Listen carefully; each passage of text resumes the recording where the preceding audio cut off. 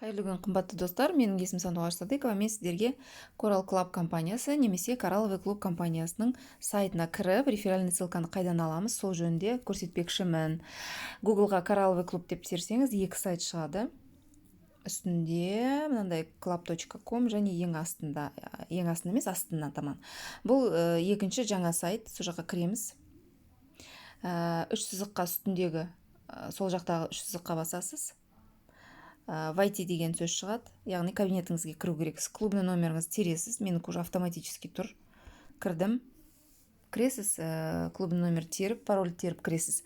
Енді тағы да үш сызық, сол жақтан үстіңгі жақта соған басасыз, үш сызыққа.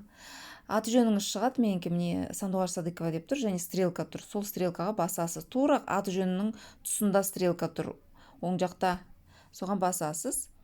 Енді личный кабинет деген тағы да сөз шықты, соған тағы да басасыз. Астында личный кабинет деген сөз шығып тұр. Соған бастыңыз. Мінекей шықты. Реферальный ссылкаңыз скрепка сияқты, соның қасында көк әріптермен жазылып тұр. Соған басасыз. Басқан кезде копировать деген сөз шығады. Копироватьке басасыз.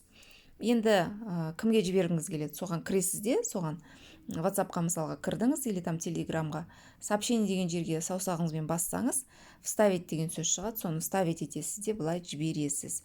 Енді қалай тексереміз? Мынаған бассақ, менің аты жөнім шығу керек, яғни осы реферальный ссылкамен өткен адам менің астыма тіркеледі деген сөз. Сіз де солай тексеріп алыңыз. Мінекей жазылып тұр, ваш консультант Сандуғаш С деп. Рахмет.